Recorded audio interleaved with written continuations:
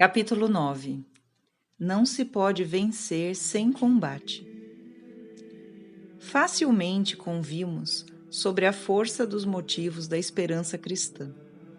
Mas por quantos pretextos não procura o demônio enfraquecê-los na aplicação que a alma desanimada faz deles a si mesma?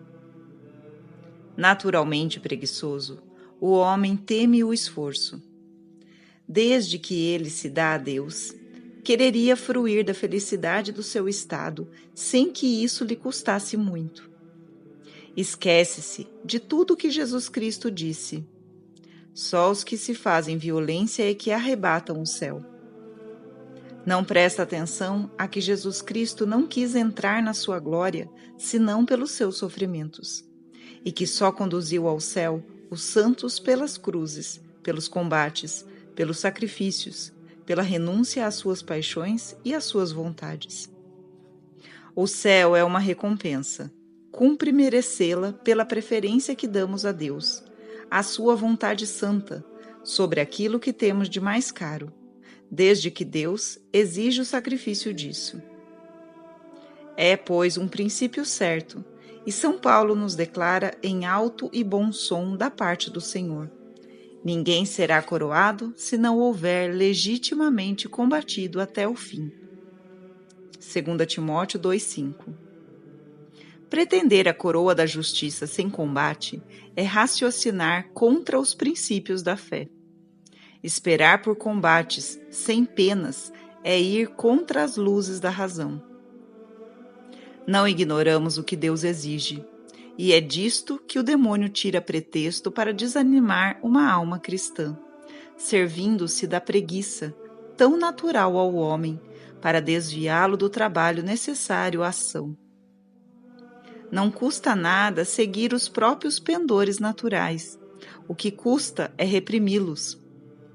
O inimigo do homem não tem dificuldade em fazer degustar e seguir o primeiro partido. Para isso, faz-lhe um quadro impressionante das dificuldades que ele achará no serviço de Deus. Desse constrangimento contínuo em que será obrigado a viver, e sobretudo desses combates que incessantemente terá de sustentar contra si mesmo. Ocultar-lhe-á com cuidado a paz do coração de que se goza quando se obedece a Deus, as sólidas consolações que ele achará nas suas penas pela esperança das recompensas.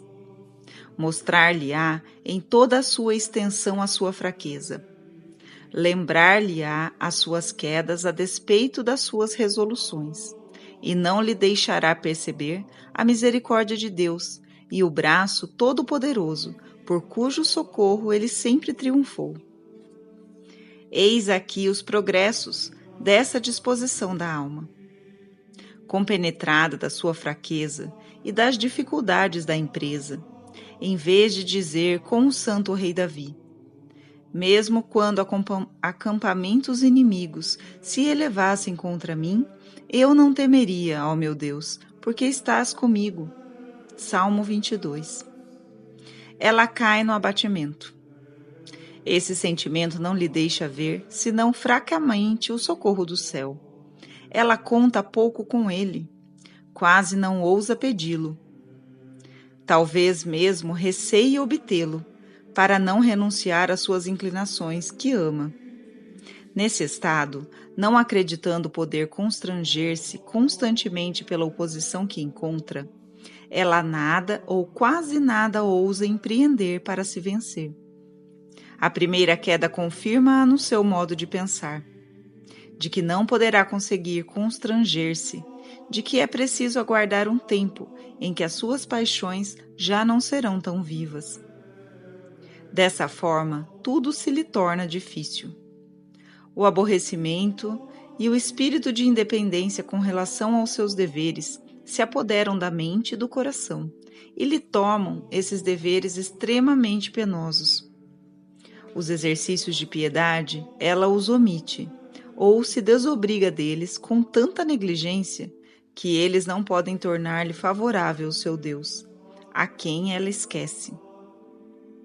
A dissipação de espírito e de coração sucede ao espírito interior que a fazia agir. Ela abandona o bem que praticava, resiste às graças, aos remorsos, desvia-se dos bons pensamentos. Já não segue senão as suas inclinações, os seus caprichos, o seu temperamento, nos quais não acha obstáculo. Apesar das inquietações que, por misericórdia, Deus lhe proporciona nesse estado de preguiça e de tibieza produzido pelo desânimo, ela ainda gosta mais dele do que de se constranger por amor de Deus. É o ponto a que o inimigo da salvação queria conduzi-la. Queria impedi-la de pensar, de trabalhar na sua salvação, e consegue-o por essa via.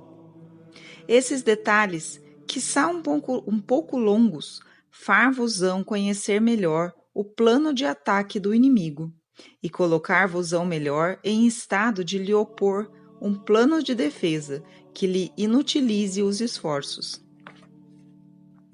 Compreendo que uma alma que encara todas as penas que pode encontrar-se no serviço de Deus e que as encara todas ao mesmo tempo, e por uma longa vida, possa ficar assustado com elas.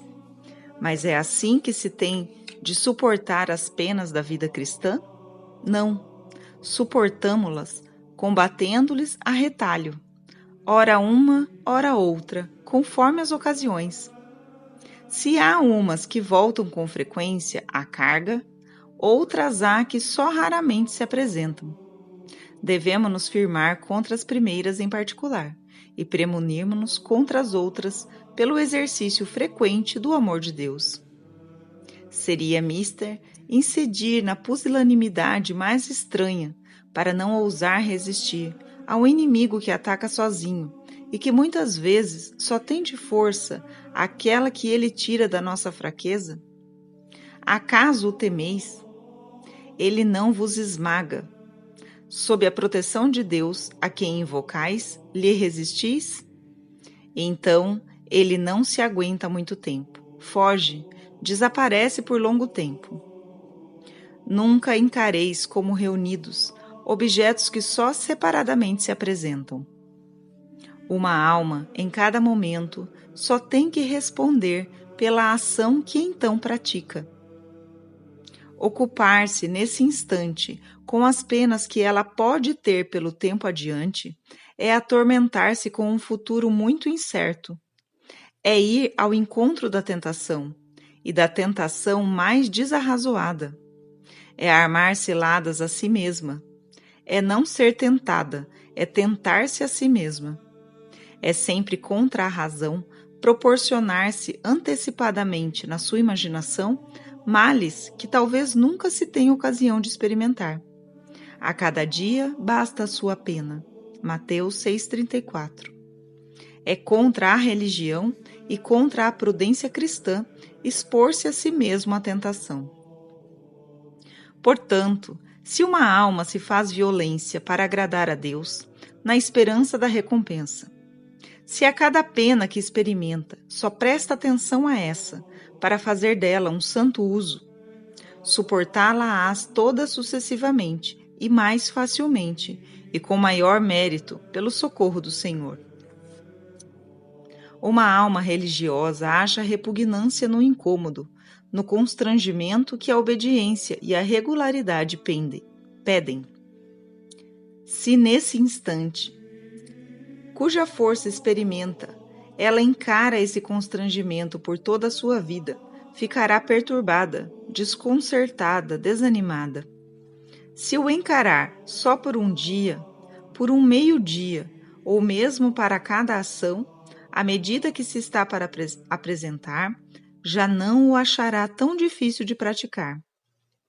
Muitas vezes é questão apenas de um momento, e toda a pena passa desde que a determinação é tomada.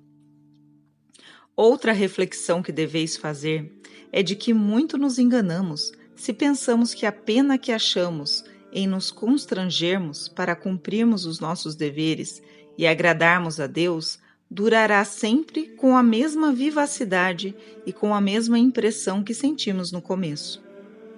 A experiência, fundada mesmo em razões físicas, ensina-nos que, à medida que praticamos a miúde uma ação, ou que pelo socorro da graça nos acostumamos a agir por bons motivos, contraímos o hábito de assim fazer, e achamos nisso sempre mais facilidade. A pena diminui sempre mais, e afinal cessa quase inteiramente. Constranjamo-nos durante algum tempo a fazer uma ação com fidelidade e com exatidão quanto ao tempo e ao lugar, e em breve a faremos quase sem o percebermos. E o motivo de religião apresentar-se-á por si mesmo, de modo que essa facilidade se torna às vezes um motivo de aflição para certas almas, que sem propósito imaginam não ter merecimento onde não têm dificuldade, e onde já não acham motivo algum de sacrifício. Elas não prestam atenção a que é o motivo sobrenatural, sob a influência da graça, que dá o mérito às nossas ações, e não simplesmente a pena que nelas achamos. Aliás, a religião nos ensina que o Senhor recompensa a fidelidade que pomos em nos constrangermos por Ele, e recompensa por graças que nos tornam não somente fáceis, porém doces, as penas que suportamos. Ensina-nos que, ainda quando essas penas se fizessem sentir por mais tempo, Ele jamais permitirá que a provação seja acima das nossas forças, auxiliadas pela sua graça, que Ele nos prometeu, e que sempre podemos obter pela oração. Contai com essa promessa, visto que não pode ela ser falsa. Nunca encareis a incerteza da perseverança sem pensardes nas promessas que Deus nos fez, quer quanto aos socorros, quer quanto às recompensas, e esta reflexão bastará para vos tranquilizar e vos reanimar. Capítulo 10. Não tentarás o Senhor teu Deus. Mas afinal, dizem certas pessoas, é mesmo preciso que eu esteja na disposição de cumprir as minhas obrigações?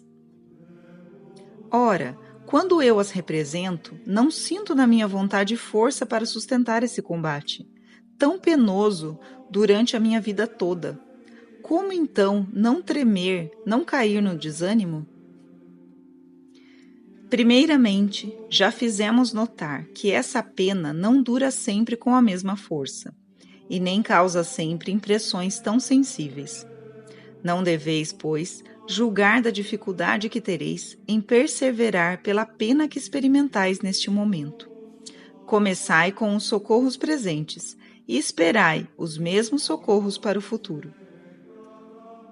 Mas, em segundo lugar, Deus proíbe nos pormos temerariamente na ocasião da tentação. Ele não prometeu o seu concurso àquele que, prevenindo por uma previdência insensata as provações, a que pode ser submetido, reúne na sua imaginação tentações que talvez nunca experimente e que certamente não experimentará assim reunidas num só momento. Hoje não tendes a força de encará-las, porque, ainda não havendo chegado o tempo de sustentar o combate, não tendes a graça que só vos é preparada para esse tempo de prova. De admirar não é, pois, que essas tentações vos assustem de antemão. Mas então, por que vos tentardes assim a vós mesmo e contra a vontade de Deus?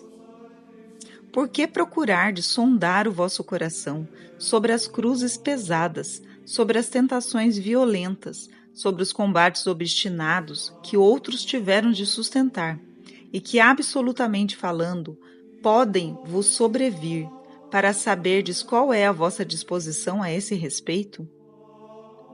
Porquanto Deus, que vos prometeu robustecer a vossa vontade quando Ele exigir esses sacrifícios, não vos prometeu as mesmas graças, quando, por vossa vontade própria, sem a isso serdes por Ele chamado, vos colocais pela imaginação nessas circunstâncias que não existem e que talvez nunca venham a existir para vós. Uma alma solidamente cristã é humilde, teme e evita o perigo, bem longe de procurá-lo. É temerariamente, é por uma presunção secreta, é por um amor próprio oculto que vos colocais nesse estado de tentação. Será então surpreendente que só sintais fraqueza, incerteza na vossa vontade? Deus não nos dá a sua graça segundo os nossos caprichos, mas segundo a necessidade que temos dela, submetendo-nos às ordens da sua providência. É por aí que a tentação ilude e seduz almas, ou imprudentes ou mal instruídas. Entretém-nas com sacrifícios, ou quiméricos ou remotos, sobre os quais o Senhor não lhes inspira nada, e desvia-as da atenção que elas devem dar aos sacrifícios presentes que Deus pede delas. Assim, elas correm atrás de sombras e perdem a realidade. A disposição da alma fiel para agradar a Deus não deve, pois, ser a de procurar na sua imaginação tudo o que lhe pode suceder de rigoroso, a pretexto de aceitá-lo com generosidade.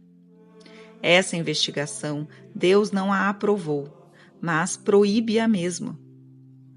De modo algum, isso é tentar a Deus. Por melhor que vos pareça a intenção que a isso vos leva, deveis desconfiar dela e dela desviar-vos.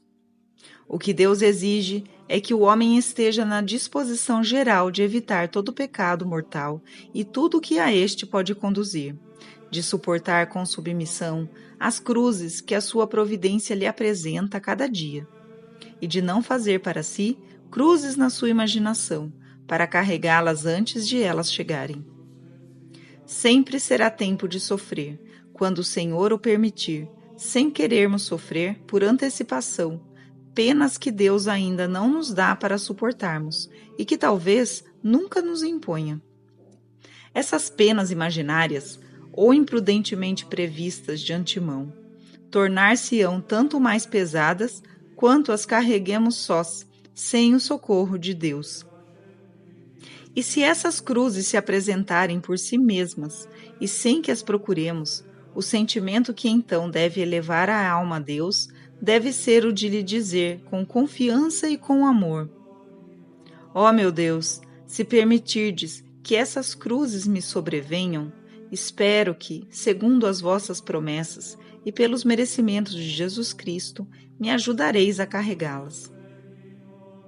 Após esta curta oração, deve ela deixar cair essas imaginações perigosas e aplicar-se aos deveres presentes que tem a cumprir, a se mortificar nas ocasiões que se apresentarem e a dar, por essa fidelidade, provas do seu amor bem mais seguras e mais úteis.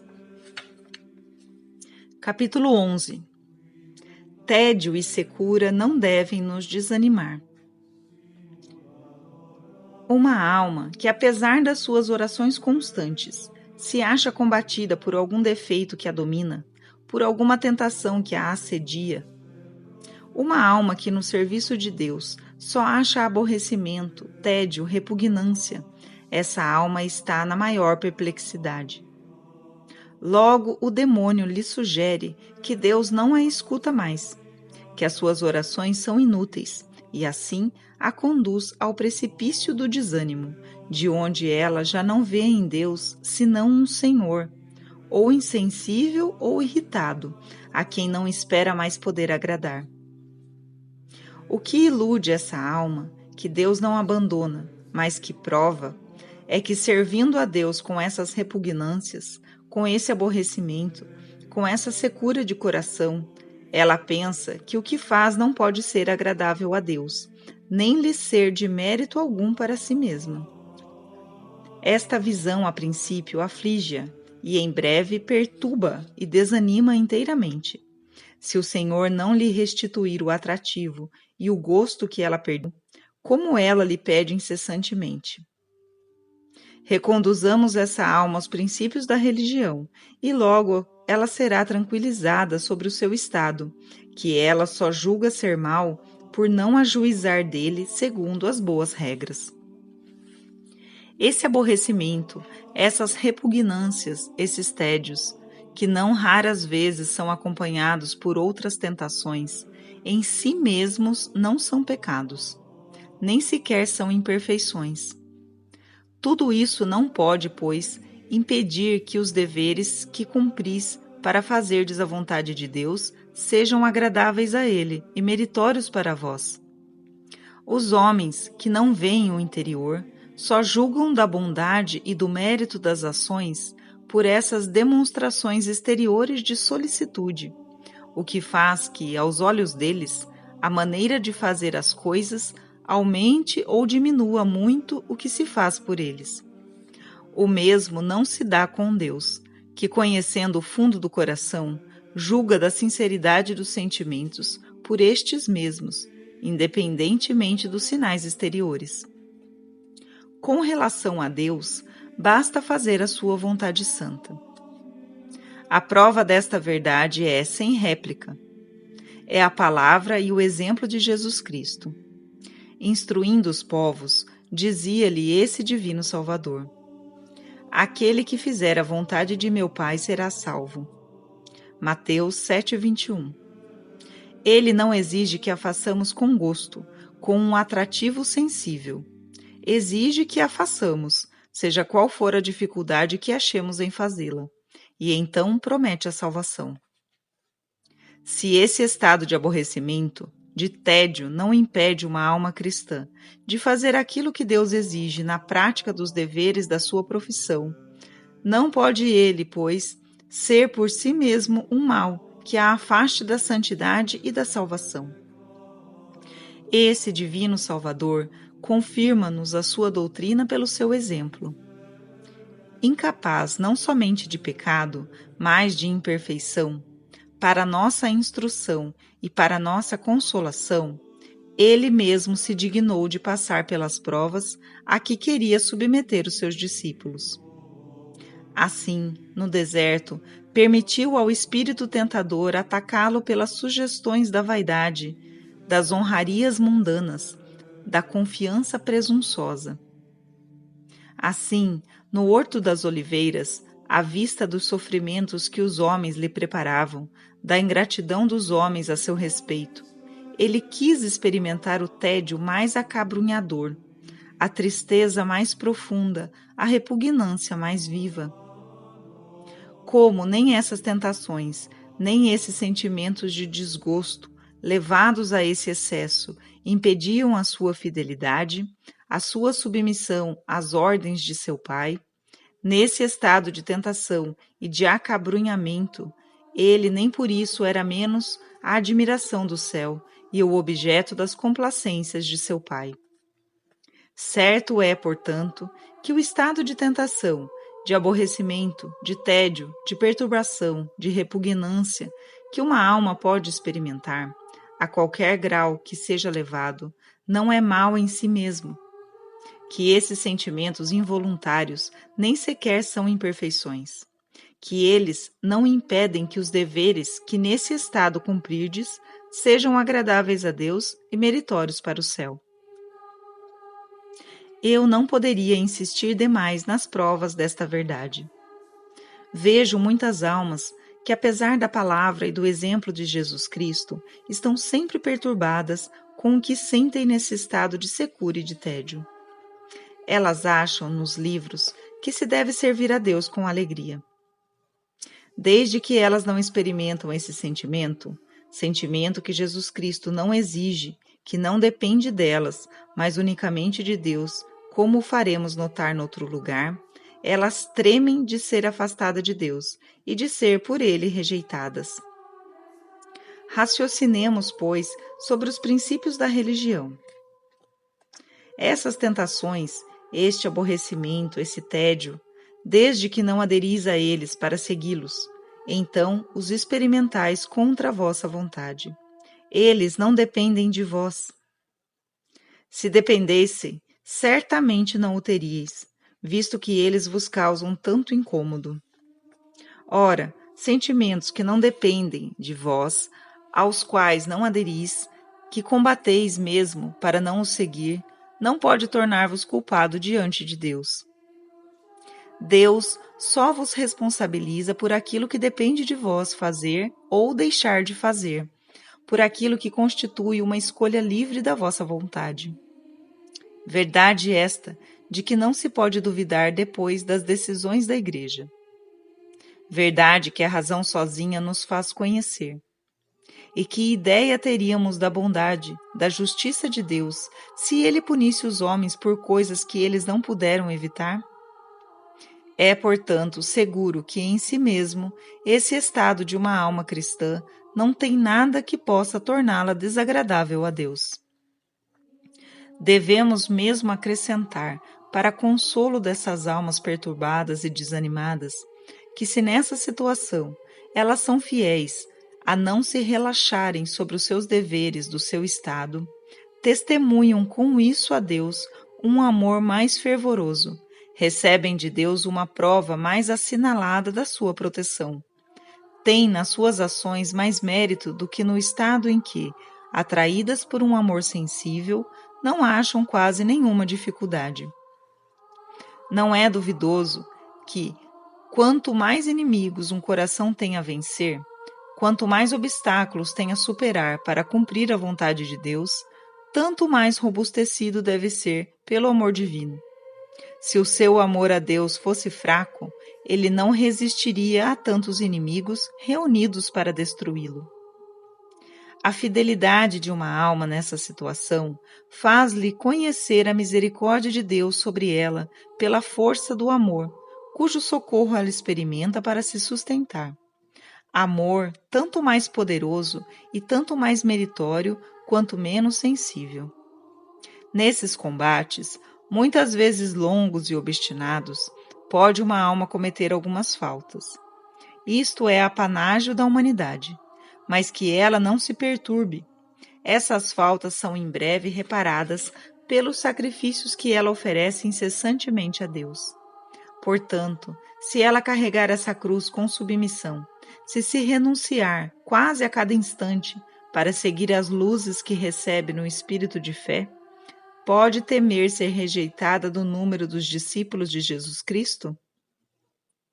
Esse divino Salvador não disse que para alguém ser seu discípulo é preciso renunciar-se, carregar a sua cruz e segui-lo? É o que essa alma fiel faz, no aborrecimento, no tédio e na repugnância. Pode ela pensar que Deus deixe sem recompensa tantos sacrifícios? Não, diz-lhe o apóstolo. Deus não é injusto para esquecer os vossos trabalhos e as vossas penas. Sede, pois, fiel, a vossa recompensa está pronta. Deus não faltará à sua palavra. Alguns dias de uma pena leve, e depois uma eternidade de felicidade inefável, e de uma felicidade que geralmente começa desde essa vida, pelas graças de consolação e de paz que Deus concede a essa alma, depois de a haver provado bastante. Eis aí o vosso destino, como tem sido o de todos os santos. Capítulo 12. Abandonar-se à vontade de Deus. Apesar dessas verdades tão bem estabelecidas, cumpre confessar que esse estado de tédio e de repugnância é sempre penoso de suportar. O homem foge naturalmente do sofrimento e dos combates. Em vez de se ocupar com as grandes vantagens que as suas vitórias lhe proporcionariam, mas, ao contrário, unicamente preocupado com aquilo que a guerra que tem de sustentar contra si mesmo lhe faz sofrer, ele não pensa nos bens preciosos que daí pode retirar. Volve-se então para o Senhor para obter o seu socorro. Mas o que é que lhe pede? Pede-lhe que ele se digne de fazer findar esse estado de tédio, de secura, de repugnância. Se Deus não o atende, se quer prová-lo por mais tempo, ele imagina rezar em vão, imagina que Deus não o escuta, que ele não alcança nada do que pede. A perturbação, o temor, o desânimo apoderam-se-lhe do coração. Neste estado, ele não sabe pedir mais nada a Deus. Não se atreve mesmo a pedir. diz mesmo como Jesus: Senhor, passe longe de mim este cálice. Mas bem se resguarda de acrescentar com esse divino modelo: contudo, faça-se a vossa vontade e não a minha. É preciso compenetrar-se bem dos princípios da fé para se colocar nesse humilde abandono à providência, que vela sobre nós com tanto mais cuidado quanto mais perfeito é o nosso abandono. A religião nos ensina que na conduta que segue com as suas criaturas, chamando-as ao seu serviço, Deus não faz nada senão para a sua glória e para a verdadeira felicidade delas. Só a Deus, pois, compete determinar a espécie de glória que Ele quer retirar do homem e a trilha pela qual quer conduzi-lo à santidade e à felicidade. Quereria a criatura servir a Deus segundo as suas ideias e os seus gostos particulares. Prescrever a Deus a maneira como quer ser conduzida pela sua providência. Determinar-lhe as condições a que quer que ele ligue as suas recompensas. Seria uma extravagância, um delírio, seria dar aos homens, como regra da sua conduta, todas as paixões, todos os erros. Diante de Deus, o homem não pode, pois, ter em partilha senão a submissão. O que lhe diz respeito é conhecer bem o caminho de Deus sobre ele e segui-lo com confiança, com amor, com docilidade. A Deus cabe traçar o plano. Ao homem compete executá-lo, com o socorro de Deus. Se o homem entra nesse caminho com estas disposições, este caminho será sempre o mais seguro para ele, porquanto, escolhendo-o para por ele conduzi-lo à felicidade eterna, Deus preparou ao homem graças particulares para guiá-lo e sustentá-lo nessa trilha. Estando, então, sempre na ordem da providência sobre si, não pode o homem deixar de experimentar uma proteção especial. Pelo menos, tem a maior esperança disto. Se, pois, Deus quiser conduzir ao céu uma alma pelas provações do tédio e das repugnâncias, deverá ela pedir a Deus que mude essa providência a seu respeito? Pode pedi-lo, e Jesus Cristo o tem feito. Semelhante pedido tem sido muitas vezes atendido. A demora de uma graça não é uma recusa. Obtemo-la pela perseverança, no tempo em que Deus destinou a nos fazer sentir a sua misericórdia. Mas deve essa alma fazer disso o objeto único das suas preces, de sorte que, se Deus não a atender, ela caia no abatimento? Nisto ela se afastaria muito do exemplo que Jesus Cristo lhe deu e que os santos imitaram. Seguiria as sugestões da tentação, que quer afastá-la de Deus e tirá-la da ordem da providência sobre ela. O primeiro e o principal objeto das suas preces deve ser pedir a Deus a submissão à sua vontade, a graça de suportar com resignação, com fidelidade, com amor, o estado em que ele a põe para santificá-la nele, visto que não é a ela que compete escolher o caminho que deve seguir. Na humilde persuasão de não merecer os favores singulares do Senhor, na humilde persuasão de que, tendo tido a desdita de ofendê-lo, ainda é um efeito adorável da sua misericórdia, que, como dizia o filho pródigo, ele a suporte não como um filho, mas como um dos seus servos mais vis. Deve ela aceitar o seu estado em espírito de penitência e abandonar-se nas mãos de Deus por todo o tempo que ele quiser tirar desse estado a sua glória. É esse o melhor meio que ela possa empregar para alcançar de Deus o fim dessa provação penosa.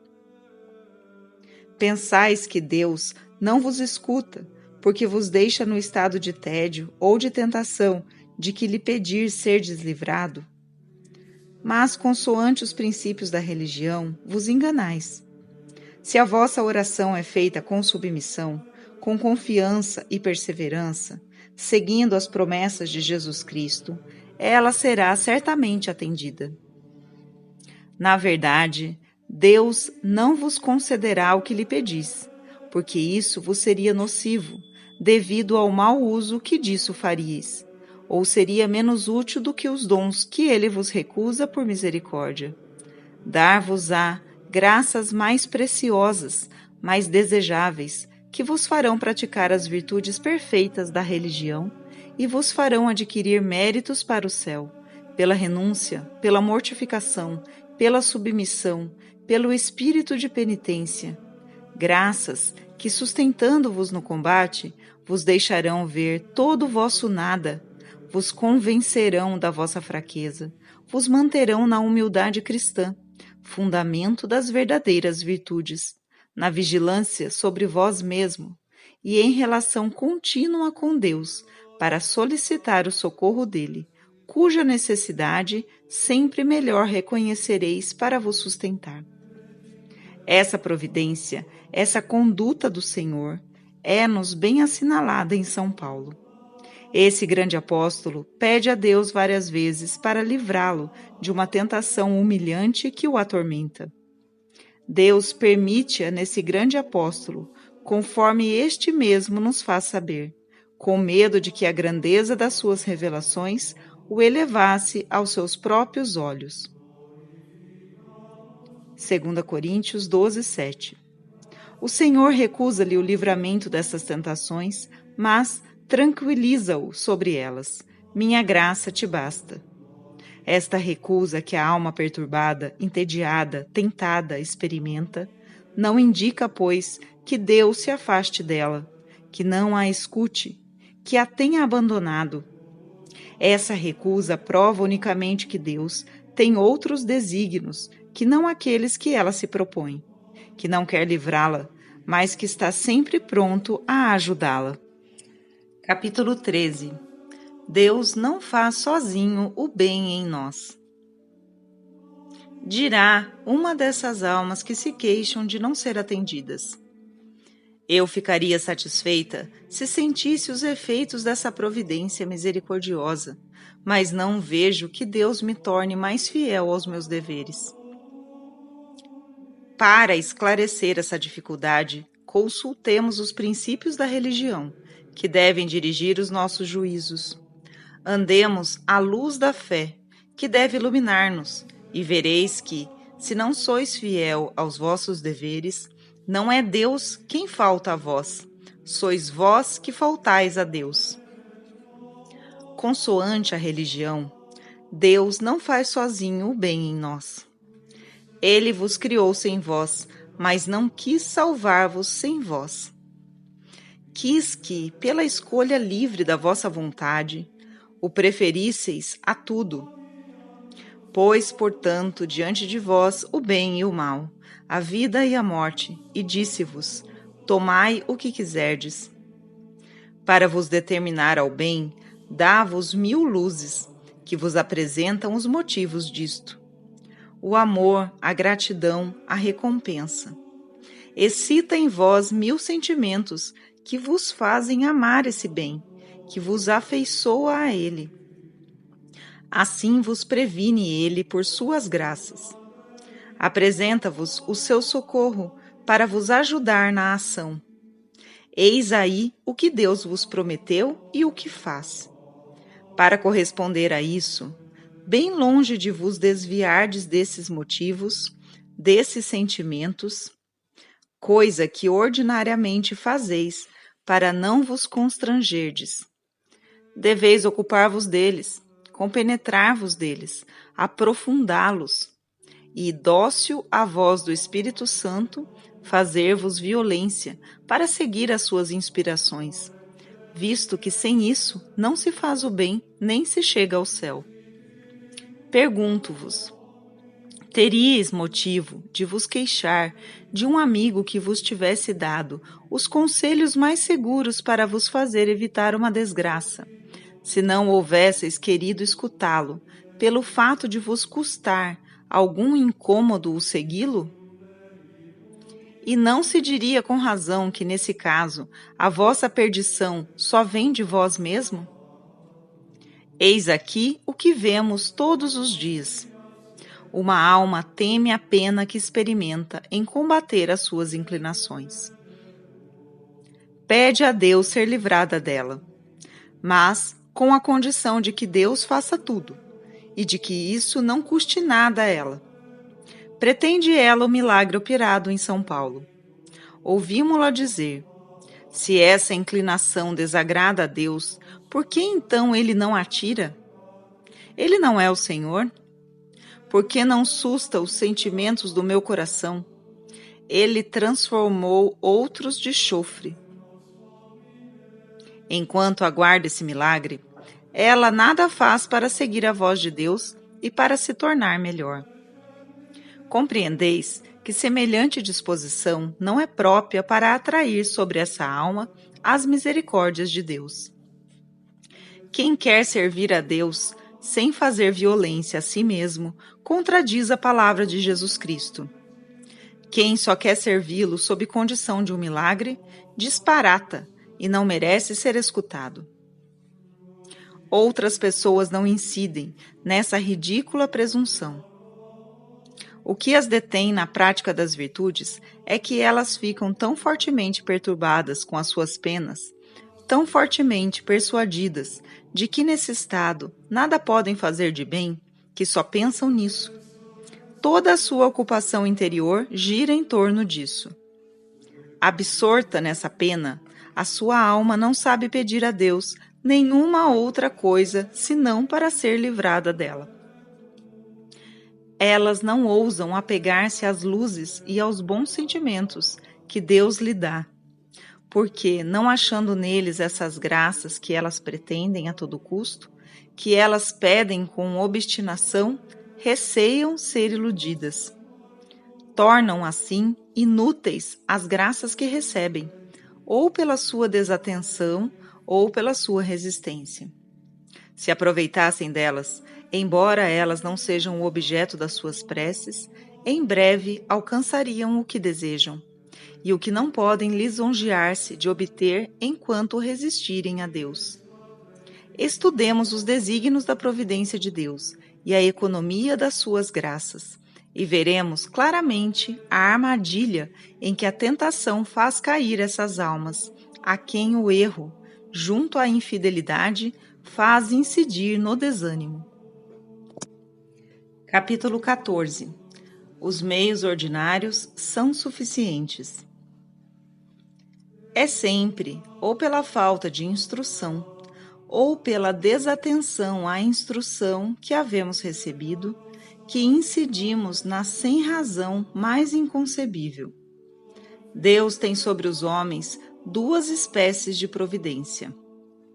Uma extraordinária e milagrosa, na qual ele age pela sua onipotência.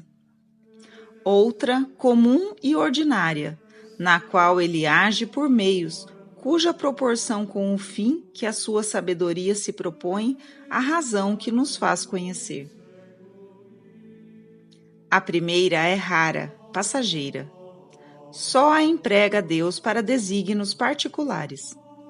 E o homem, a quem as razões dessa providência são desconhecidas, não poderia contar com elas sem tentar a Deus.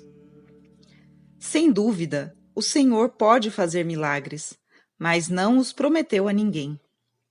Para ser dirigido nas suas ações e socorrido nas suas necessidades, ninguém pode, pois, razoavelmente esperá-los. Se, a pretexto de que Deus é Senhor de fazer milagres e de que os faz, um homem não fizesse nada para se proporcionar o que é necessário à vida, olhá-lo-íamos como estando no delírio. Mas contar com um milagre constante na ordem da graça para a vida da alma será menos agir contra os princípios estabelecidos no Evangelho? A segunda espécie de providência é comum, ordinária, constante para todos os homens.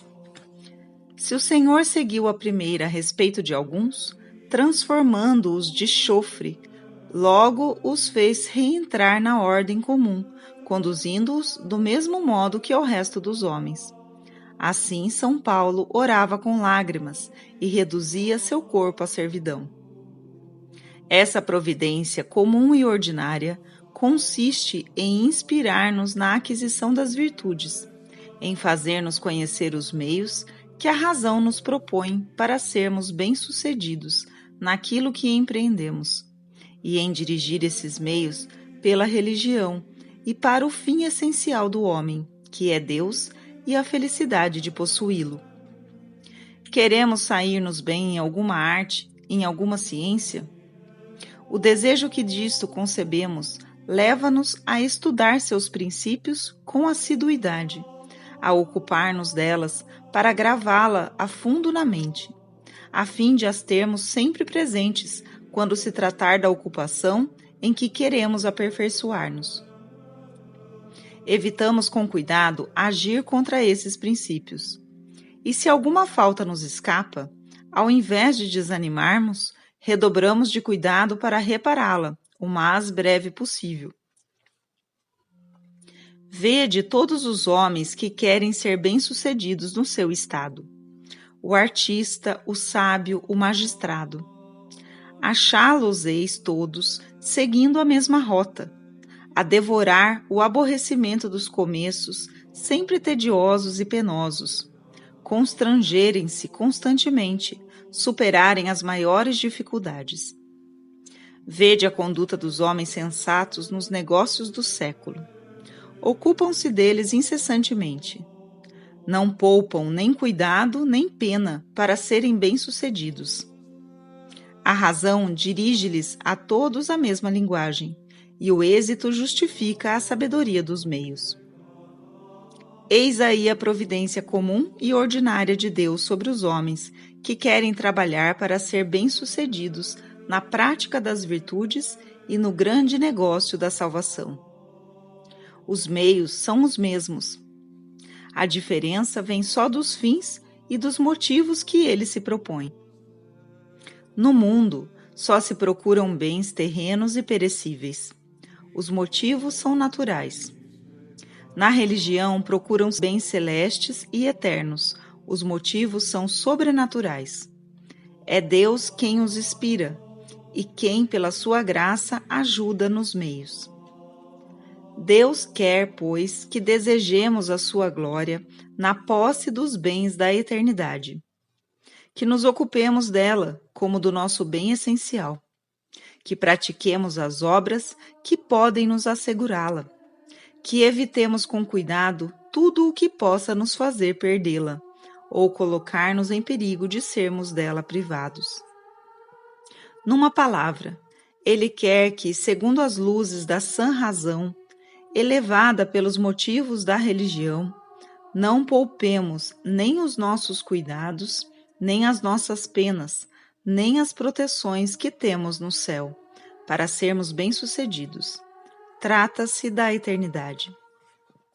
O Senhor escolheu essa ordem de providência, de preferência a qualquer outra que poderia ter empregado, porque Ele não é menos o autor da ordem natural do que da ordem sobrenatural. Quis, desse modo, colocar o homem na necessidade de trabalhar pela sua felicidade, de não definhar numa ociosidade que o privasse de todo desejo, de todo sentimento por um bem que ele esperasse unicamente de Deus, sem para ele concorrer pelo menor esforço. Quis torná-lo indesculpável se não fizesse, para alcançar um bem eterno, o que faz todos os dias por bens perecedouros, por uma satisfação passageira. E se agisse contra as luzes da razão, num negócio em que mais lhe importa segui-las. É assim que, por essa providência cheia de sabedoria e de misericórdia, Deus, sem se mostrar sensivelmente, conduz a sua criatura pela sua graça e fala a andar por uma trilha de fé, de esperança e de amor. Porquanto essas vistas, essas reflexões Esses sentimentos que vos fazem conhecer o que Deus pede de vós e que vos levam a cumpri-lo. Talvez os julgueis naturalíssimos, e, no entanto, é Deus quem vos lo inspira. É Ele quem vos sugere os motivos pelos quais deveis elevá-los, e quem vos mostra o fim para o qual deveis dirigi-los, para torná-los úteis à vossa salvação. Subtrair-se a essa providência, não fazer nenhum acolhimento a essas luzes, ou resistir-lhes, por não ser isso o que se pede a Deus, ou por alguma outra razão, é querer chegar à celeste mansão por outro caminho que não aquele que Deus marcou. Que deve, pois, fazer uma alma que Deus prova por tédios? Baseada nesse princípio de prudência, de que não devemos perder por culpa nossa um bem que se apresenta, que leva à felicidade, e isso pelo fato de não obtermos aquele bem que desejamos, essa alma, até que Deus lhe dê mais atrativos, sempre submissa à sua vontade santa, deve apegar-se com docilidade às graças que recebe, seguir com gratidão essas luzes que a iluminam.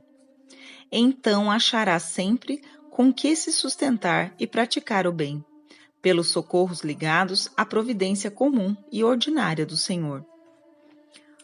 O que justifica esse princípio de prudência e o consagra na religião é que, para seguir essa ordem de providência de que nunca se deve sair, não basta evitarmos certas faltas grosseiras, se descurarmos o bem que Deus pede que pratiquemos pelas graças que Ele nos concede, e se não dermos a isso os nossos cuidados. As virgens loucas foram excluídas pela negligência que puseram em manter-se prontas para a chegada do esposo. O servo preguiçoso foi condenado por não ter feito valer o talento que o seu senhor lhe confiara. Esse talento é o tempo que Deus dá a uma alma. É a graça que ela recebe tantas vezes e que tantas vezes ela torna tão inútil como o tempo que lhe fora dado para fazer bom uso dele. Esses exemplos de punição exemplar devem fazer tornar a entrar em si mesma essa alma tíbia e frouxa e conduzi-la à providência que Deus estabeleceu, aproveitando os socorros que ela recebe e que Deus escolheu para santificá-la. Não olheis essa instrução como um sistema humano. Jesus Cristo consagrou-a no Evangelho, recomendando a vigilância e a oração, a renúncia à vontade própria, desde que esta é contrária à vontade de Deus, a atenção a evitar o mal e a fugir do perigo. Por isto, os padres, os santos, esclarecidos pelo Espírito de Deus, é que deram regras para conduzir as almas à santidade. Não prescreveram nada de extraordinário. Ativeram-se a esses meios comuns: a oração frequente, as leituras santas, os exames de consciência reiterados, para se dar conta do seu proceder e corrigir o que nele houver de defeituoso. O silêncio, para se manter unido a Deus e evitar a dissipação. Essa dissipação que é tão funesta, sobretudo a uma alma, que, perdendo de vista a Deus, nada mais faz por ele, e já não tem outra regra e outra guia, senão os seus desejos e as suas inclinações.